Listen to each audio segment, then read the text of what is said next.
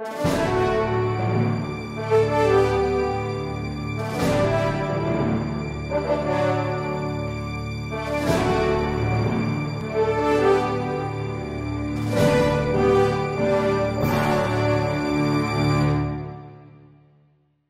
everyone. My name is Samkelo Khatebe. Welcome to another episode of Vanquish. I have got a Paralympic gold medalist and world record holder. His name is Charl du Toit. Charl, buddy, welcome to Vanquish. How are you? Great. Thank you, Sam. Thank you for this wonderful opportunity. You know, buddy, on this show, we say that odds and obstacles exist only to be conquered. And I believe that you are one such person who has conquered all odds that you have come across. Charl, you are a cerebral palsy athlete. Just briefly, how was your upbringing being a slightly different person from the rest of the kids? Well, I would say the first 15 to 16 years, I thought stuff that I struggled with was normal and that most kids struggle with that.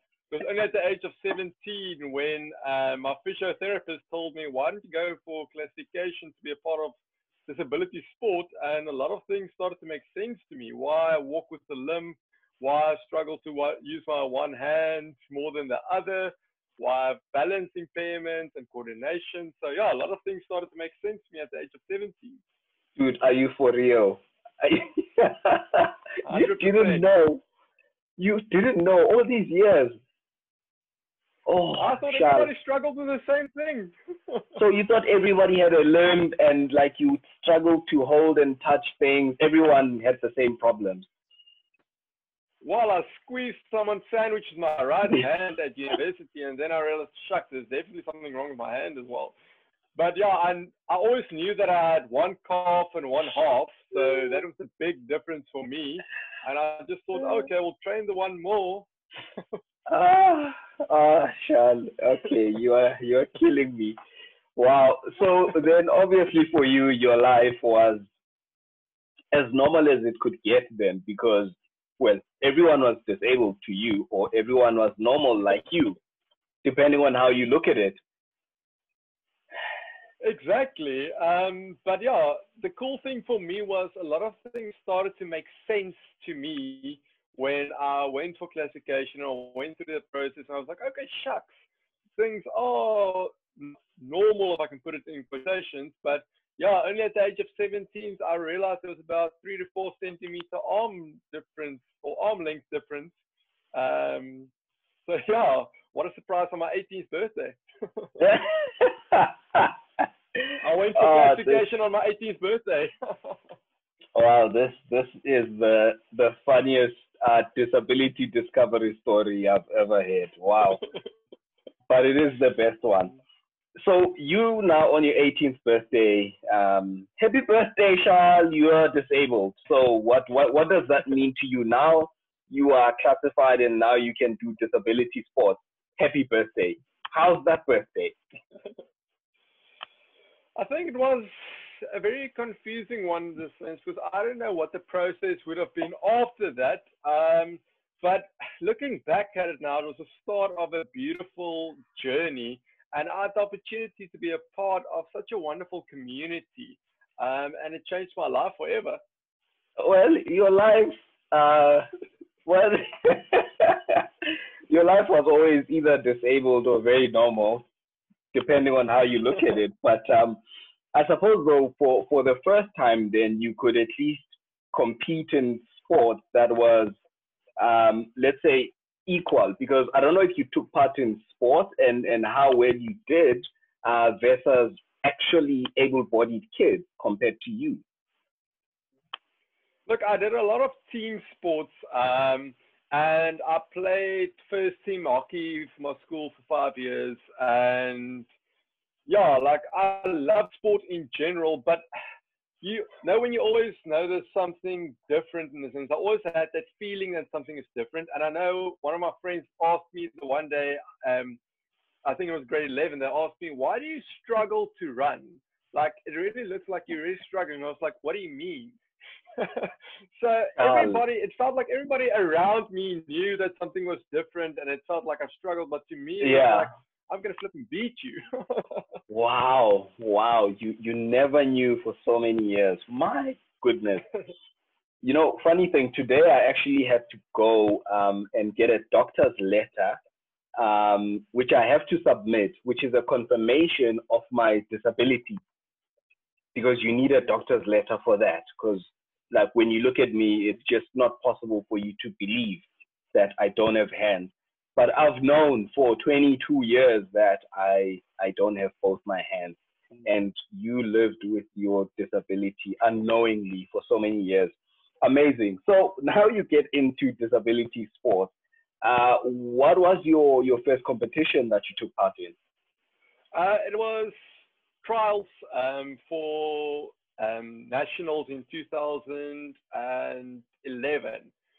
So that was my first competition, and everything was new to me in the sense of now I see a lot of various disabilities, and I realized that mine is really not holding me back in a sense, because I made it. Yeah, I know some kids laughed at me at school when I didn't have the balance to do some activities, or they laughed at me while I was running, but I didn't even realize that in a sense. And I think the way I was brought up is the way I looked at disability sports as well. I don't look at your disability, I look at your ability, and I see you as a person, and I try to look past your disability, because the human behind the disability is really beautiful, and you need to see that and acknowledge that before you look at the disability, in my opinion. Not saying that you're putting the disability aside, but don't forget about the human aspect behind the disability. No, absolutely. I think it takes a very different level of intelligence to be able to look past what you see, what is in front of you at the moment. You know, it takes some level of intelligence, which I think, yeah, a number of people actually lack, because they look at you and what you look like is exactly how the rest of your life is like, which is completely wrong. But Charl, then you are a year into disability sports, and then now there's London Paralympics. I mean, you didn't even have time to plan like most people would and plan for 4 years. Now it's 1 year, and then next thing, boom, London Paralympics. How was that for you? I think I'm getting goosebumps now again. I remember just getting into disability sport, and both my parents were fairly good athletes as well. And I asked my mom, do you think I'll ever go to the Paralympics? And we had the discussion, and she said, like, Charl, it's going to be hard work. Let's plan for this in a couple of years' time. And all of a sudden, boom, this happens. And I think that actually protected me in a sense of taking the pressure away. Remember, I was a 19-year-old kid, and I didn't realize the pressure of competing for your country. It was a dream come true for me. But I think that in essence protected me from the outside pressures, and I could just go out and enjoy myself. You've obviously created a name for yourself over the years, and I think one of the iconic things that you do when you run is that you smile even when you are in pain. I don't think most people can do that when the lactic acid is burning and you are there struggling with your face, and Charl is just there like, yeah, what's up? Yo, hey, I'm just going to break this world record. How does it feel like for you, honestly, Charl? I know you smile, but does it actually burn? Does it actually hurt? Do you feel tired, exhausted when you are there doing that last 50 meters of a 400 meters because you're just smiling? Sammy, yeah, I think that actually came from 2016, but a lot of things that happened in 2016, I need to be honest with you, I can't take credit for that. That was just an upper hand that helped in the sense. And yeah, I can't take credit for that, but that learned me a valuable life lesson. It's going to hurt no matter what. So you can either smile or you can have a grin on your face, as long as you give 100% effort into that and not lack your effort. So just enjoy this wonderful opportunity. And I really love running. No matter the distance, I really love it. And I see it as a privilege. So smiling is in essence a coping mechanism for me as well. I imagine that's what happened to you when they first told you Charl, we don't know if you are ready for these news, but after the test that we conducted, we discovered that you are disabled. You probably just smiled like, yeah, yeah. I remember the one occupational therapist made a comment. So like, shame, he's trying to be so much stronger than what he really is. And I was like, what are you talking about? Oh, wow. This is crazy. So anyway, we have Tokyo 2020 and suddenly we don't have it anymore and you are now on hard lockdown. You can't leave the yard. You can't just go into the streets unless it's for essential services or buying essentials in the house. What impact did that have on you as an athlete? Because this is a year when you were supposed to go and defend your title. Look, I think I really went through a lot of different phases in the lockdown. So, like, first you have to go through the acceptance phase. Like, it is what it is. I can't change anything about it. And I think if you get to that part, the rest gets easier. You get your ups and downs, but I mean, there's a greater picture than just the goals that I had for 2020. There's lives at stake now. So I can't go sit in the corner and mope about the fact that I can't compete at the Paralympics. There's people fighting for their lives because of this virus. So I think I had that attitude from the start, and that really helped me as well. But I think, yeah, last week was really difficult in the sense that it was the Paralympic week. I would have competed, and I tried to block that out. But rest of it is hard now with the timing, the fact that the games is happening now. So I need to be honest with the fact that I was, in a down last week, or this week actually as well, realizing that these were the specific dates. But I'll definitely get over it. I know one thing that really helped me in the lockdown was the fact that I had goals to work towards. So when we had the opportunity to go outside the yard and train outside the yard again, Suzanne knew that myself and Andre really loved to run longer distances. And since I can remember, I've always wanted to run sub 40 minutes on a 10K. And that was one of my main goals for 2020, was to try and see if I can run sub 40 minutes on a 10K. And I mean, I wanted to do my best for the country at the Paralympics, but I had to set a new goal because the goal changed. It was extended to next year. But now also you need to get that hype in you of actually staying motivated. And that 10K training really motivated me. No, that's good. I can tell you now, I have done a sub 40 minutes on a 5K. That's how much I hate long distances. So it's very good actually that you are able to then keep your mind busy and set, these short-term goals that you are able to achieve. So again, Tokyo 2020 now happening in 2021. What are your goals for those Paralympics when they eventually come? I think the goals would have stayed the same than what it was this year. I think the process is just different in a sense. So I'll take it, cycle for cycle until we get there. But the 400 will still remain the main focus. That's all I can say. Yeah, of course. Finishing that very painful last part of the 400 meters with a smile. I was, for some reason, smiling when I was watching you run. And I'm like, I don't know what's wrong with this guy. I don't know what he thinks he's doing, but I know it hurts.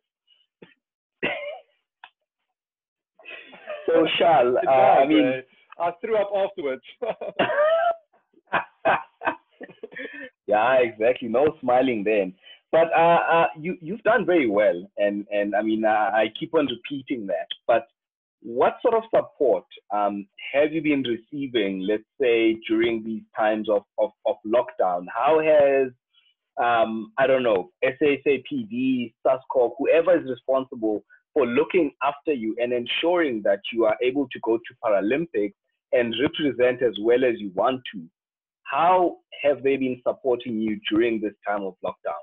Sam, I think I was really privileged to have my coaching staff, my teammates, and those sort of things supporting from a psychological point of view. I think we're really privileged in that sense. And yeah, I know everywhere people are going through a tough time in the sense of financial struggle. Yeah, we as parathletes are also going through those same struggles.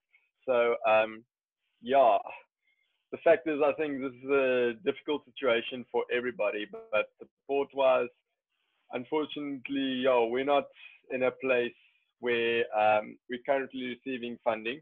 But like I said, yeah, I know everybody's going through a tough time at the moment.